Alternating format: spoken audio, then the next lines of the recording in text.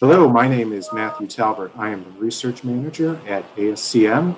Today, the topic is cybersecurity in the supply chain. I have three ASCM volunteers with me today. They are subject matter experts in the field.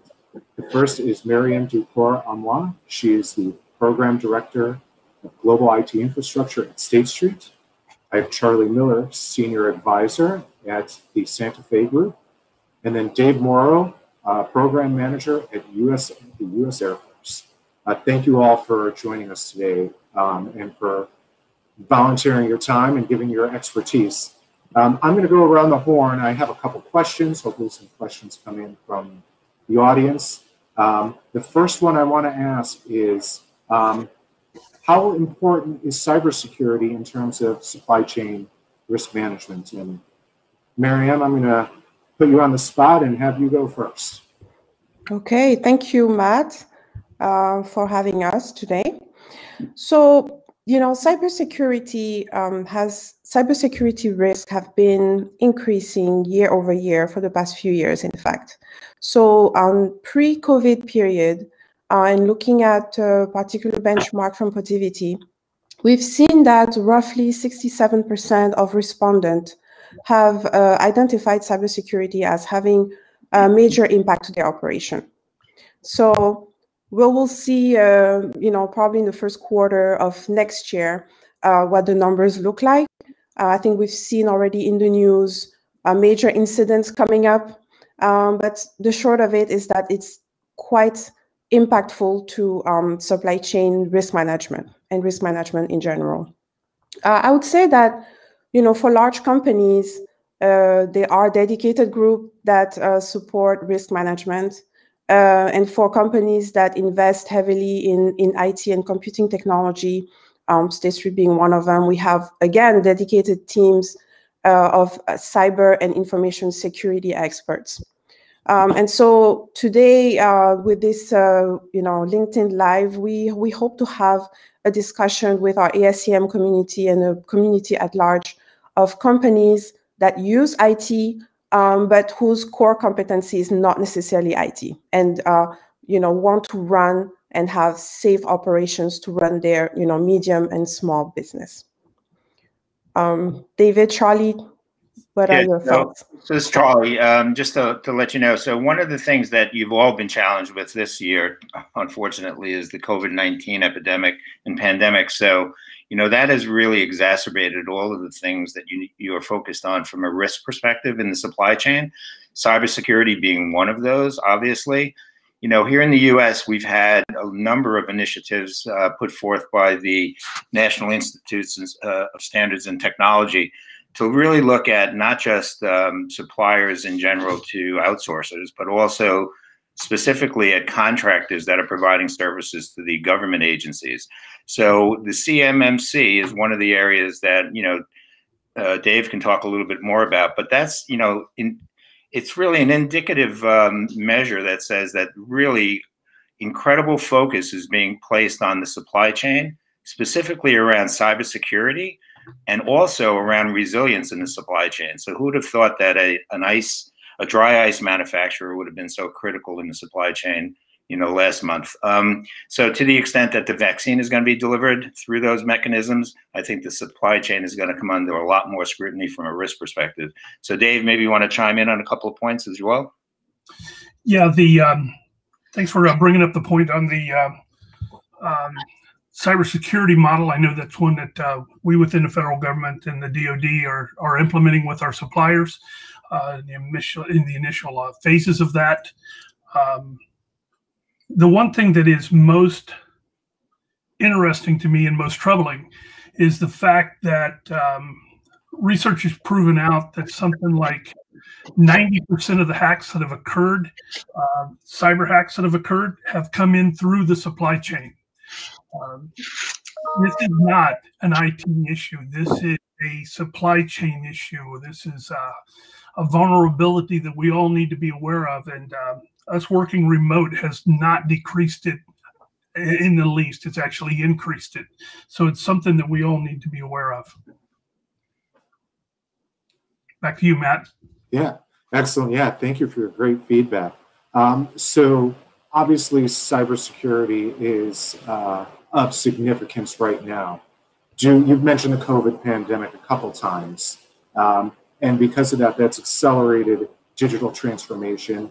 And of course, that's perhaps increased the risk of a cyber attack. Could each of you, I'll go around the horn again in the same order, each of you kind of talk about from your perspective, how a cyber attack could impact supply chains or whether an organization's supply chain. I'll kick it on over to you, Marième. Let me unmute myself. Thank you, Matt. So I think broadly we can look at two types of impact. One might be more broadly information thefts through various means. Accessing unencrypted data, sending phishing emails, things of that nature. And for, medium and small companies, such organizations may think that maybe this is not so important after all, that their information is obviously critical to them, but not necessarily critical to hackers or broader community. I would like to perhaps dispel that myth, as we know that as data is being taken out and manipulated and combined with other data sets, it can actually become quite powerful tools to inflict harm, right, in an organization. I think the second type of impact that we have to especially be mindful of in the supply chain has to do with attacks that cripple enterprise operations. And so what maybe comes to mind is in 2017, the shipping company Maersk and the hack with NotPetya, which obviously impacted the entire company, but also impacted all of the actors in the logistic and supply chain, value chain. And so I think on the latter, supply chain organizations and organizations that really rely on a broad network of vendors and partners need to be especially careful and mindful of those types of attacks. Yes, Sorry, so, David. Marième, great point. So I just wanted to mention 2 or 3 things. The Santa Fe Group and the Shared Assessments Program that I'm a senior advisor for, we do a lot of work in the IoT space and research with Larry Poneman organization. Many of you know Larry and the Poneman Institute. So we've looked at IoT over the last 4 years and basically have published reports that are available on our website about the IoT risk of third parties, but equally to the supply chain, the risk that they pose and the vulnerabilities, just given the vastness of the ecosystem, the types of devices that are out there, as well as the type of data that's being collected. And for the most part, 97% of that data is sent unencrypted. The 3% you say that is encrypted is probably your cell phones. That's the data that's being sent across the pretty secure environment. So, but each of the industries has very challenging tasks ahead with regard to their supply chain in terms of the IoT devices that are being used in your plants, in your offices, in your vendors that are basically providing services back to you.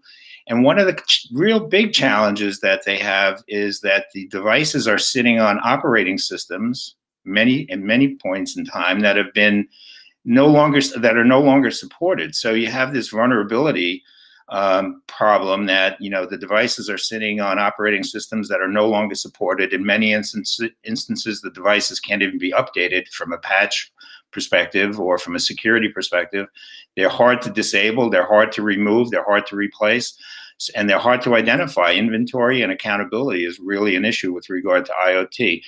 The main point is that those vulnerabilities present an opportunity for bad actors to kind of use that vulnerability as a pivot point into your organizations and into the supply chain to cause disruption. And as Marième said, NotPetya, other ones that are really bad can take down and really impact your ability to deliver services and produce and ship products. So Dave, maybe you can comment on a couple of other things there. Yeah, Thanks, Charlie. The one thing that I see is that the Internet of Things is an area that is fairly vulnerable in a lot of organizations because, like Charlie said, we put them at the edge of our organizations. We don't really pay attention to them. We just receive the data. I've seen a few video clips where people have gone out and hacked into these things and caused all kinds of havoc. So we need to shore that up, obviously. The one thing that concerns me the most from a cybersecurity perspective is the fact that we're moving into this age of the digital supply chain. And it's very concerning if we do not have a good infrastructure in place and a good strategy on how to secure ourselves. It was mentioned that we have kind of a bias to think that the vast majority of the hacks that are occurring are hitting the large organizations. I don't necessarily see that as true. The one thing that I always think back to is that anytime someone's trying to steal from you or rip you off, they're generally, for the most part, looking for the lowest barriers to entry. So a lot of times these people will actually go after the smaller suppliers, third-party vendors, and then just tag on that way and be able to get in. Back to you, Matt.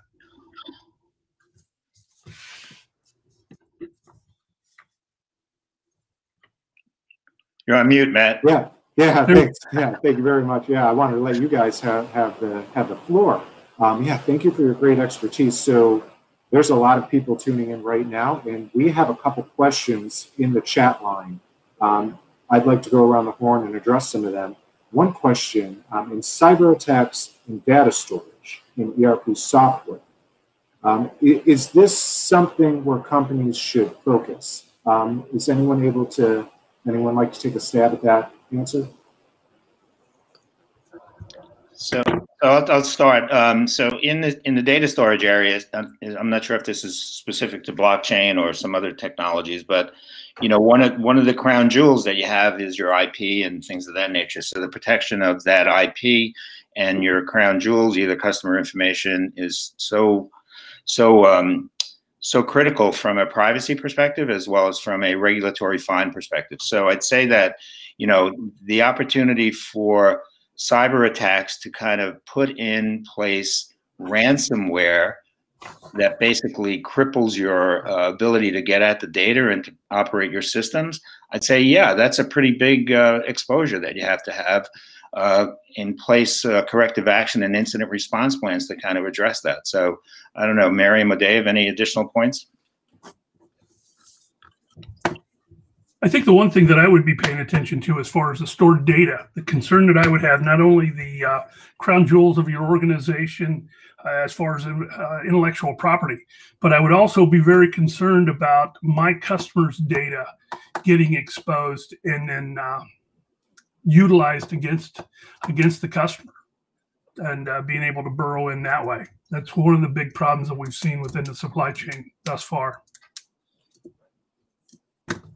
Yeah, I completely agree. And so, obviously, I think companies, large and small, really should be encouraged to reach out to information security and cybersecurity professionals that are credentials and that can make an assessment of your operations. I think from a supply chain perspective, and just given the regulatory requirement that Charlie touched on, companies are responsible to protect their data. They are responsible to protect their customer information, their supplier information. And so, protecting your storage and having, encrypted, manage the access, right, of critical information is on you. The burden is on those companies to make sure that procedures are in place to protect that information. Right? Yeah, and one additional point I'd make is that, it's really important to have timely backups that are separated from your production environments to the extent that a ransomware attack takes out your production data. You may want to make sure that from a recovery perspective, you have that data that you can recover back to without having to pay any ransomware, monies, whatever. So anyway. Yeah, great feedback. Yeah, There's another question on the chat line, and I hope I'm interpreting it correctly, but it's asking about protecting yourself via third-party attack with the use of blockchain technology.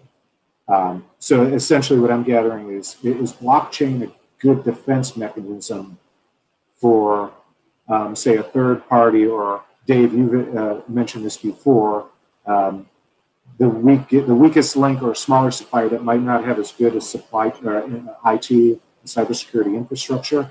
Is blockchain a good, in a way, defense mechanism? I hope I interpreted that person's question correctly. So whoever wants to take a stab at that. So perhaps I will provide a maybe, I don't want to call it a simple, but maybe overly simplified response to the question. So blockchain technology is a type of technology. The concept of blockchains are actually not new. They are you know, the concept of it came about probably 10 to 15 years ago. And really, I think the devil, so to speak, is in the detail and is in how the technology is being implemented. You know, I'm a believer of, you know, training and behavior, right? And looking at how, as individual, we can have a responsible use of you know, computing technology, how we can be deliberate in what we share, how we share, and how we store information.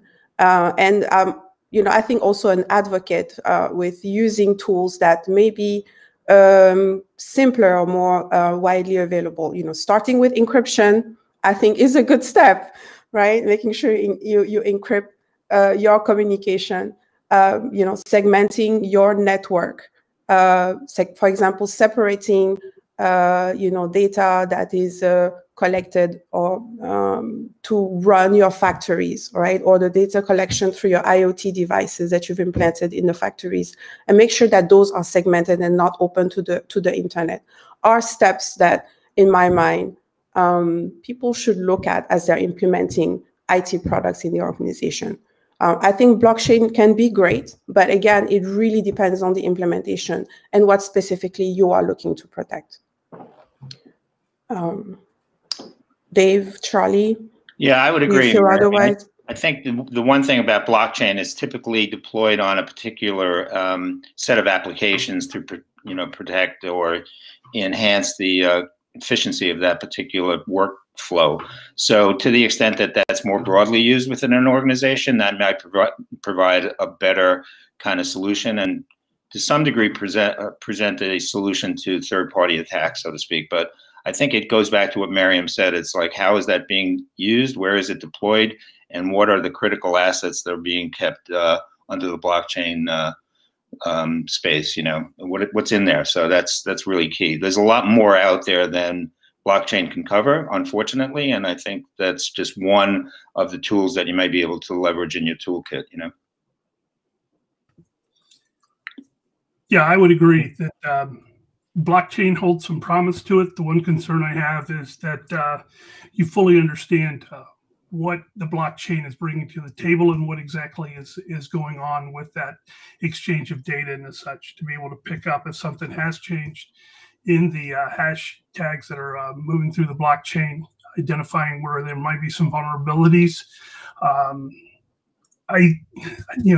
Just be careful in using it is the one concern I have. I've been thinking a lot about that in the perspective of the smart contracts that are out there, that blockchain might be one way of also shoring up your supply chain and give you greater cybersecurity, but understand what you're getting into.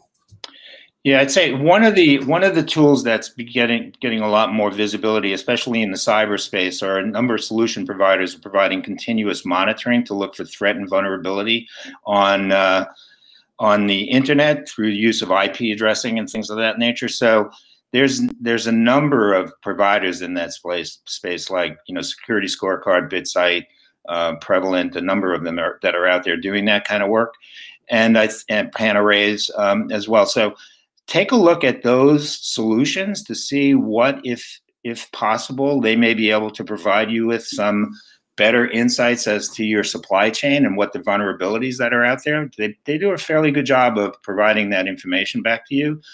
Sometimes you got a lot of false positives, so you need to really look at it carefully. But I think that's an opportunity from a tool perspective that you may want to explore and see if that fits into your particular program or particular organization's needs. Yeah, great. Thank you. Those were a couple of great questions from the chat line, but we are close to the end of our time. But I have one question to send to the panel of experts to go around the horn. If a company were to ask you, what can they do to protect themselves? What would you say? Marième, and I'll start with you. So I think I will reiterate the earlier point I made. I think behavior is a first line of defense. Training your employees in responsible use of IT equipment is a great start. But beyond that, and there, I think it's maybe more the industrial engineer that speaks here. Looking at how you are using technology in your operations, looking at the goals that you're trying to achieve using technology, really can help you identify where are the critical control points that you have to be mindful of. Who is accessing what kind of information, and how do you manage that process, right? And where it makes sense to segment the network, right? Segment information captured through, your IoT device or your industrial controls, and really be very deliberate in the way you deploy and maintain your technology, I think is a great step forward. Again, like as Charlie mentioned, I certainly encourage the community to reach out to information security specialists, but it doesn't preclude medium and small companies to do the homework, right? Do the hard work of really identifying why they are using IT and what the benefit they want to tackle. And then I think the second item I would say is, you have to plan. I feel that you have to plan for recovery. There are sophisticated agents out there. And it may feel that, at times, if large companies suffer from crippling cyber attacks, what are the chances that a smaller company can, fend off cyber attacks? So really planning for recovery, seeing how you can operate without technology is also a best form of protection. So that's my take. Yeah, so Dave, you want to go next, or I can take it now, whichever way you want to go. Yeah, I'll jump in here real quick. Okay. I think the things that you can do from a cybersecurity, it ends up being some really simple blocking and tackling kind of approaches. Password management, make sure that you've got a good set of passwords and that they're changed on a regular basis. Utilizing some layered security and making sure that only certain people have access to the information that they need. I like the thought of the planning for recovery. I was just recently reading something where somebody said that it's not if it's going to, it's when it's going to occur. So it brought me back to the quote that I kind of live by with from Andy Grove of Intel, who said years ago, only the paranoid survive. The concern that I have is not the false positives where I think I've had a vulnerability, but I really don't. The things that scare me is the false negatives, where I don't think I've got a vulnerability and I actually am getting stole blind. You have to raise up that hassle factor to where we are, if people are trying to get into your data and such, that it's more pain than what it's worth. And the other thing that I will share is that you need to be fully aware of supply chain professionals. This is no longer an IT issue. This is all of our issues. So Charlie, I'll pass it over to you. Yeah, I think that's spot on, Dave. It's everybody's job in a company to be part of the risk team. So this is not unique to the IT team or a procurement team or, you know, the folks in the plants, operational folks as well. So three things I just mentioned in terms of coming to a close on this. My final thoughts anyway. One is, you know, make sure that you have your ducks in a row when you present to your senior management teams about the risks that you're dealing with and the operational issues you're dealing with. Tell a story, make sure that it resonates with them, get the message across, because number two, they hold the keys to the kingdom from your perspective, the resources, the money, the ability to enhance your teams with technical skills and support. That's really critical. And the third thing is, don't be afraid to reach out to your peers. And collaborate, join various networking groups. Join, you know, like ASCM. These sessions are terrific to get a perspective on who and where you might be able to find some information. Everybody is in this together, and it's always great to reach out to somebody with a challenge that you're having, because you're not the first person that's had that. You have some very specific expertise in this arena that you can leverage and use and help you get through the challenges you're facing very quickly. So don't be afraid to raise your hand, reach out, tap a shoulder, and say hello. We'll help you out. All right, we are out of time. And if anyone had any questions that we didn't quite get to, feel free to send them along to me via LinkedIn, or you could send them to research@ascm.org. Panelists, thank you so much for your time and giving your expertise. You know, your volunteer spirit is essential to the community, and you know, I want to thank you all for giving back and for the insight that you gave to everyone viewing today. I could see from the chat line that people enjoyed and found your advice and expertise very insightful. Hey, Matt, thanks for pulling it together. Dave, Marième, thank you very much. Great session. Appreciate the time and opportunity. Thank you for having us. Yes, thank you. Bye. Stay safe out there. Be careful. Stay safe. Yep. Bye.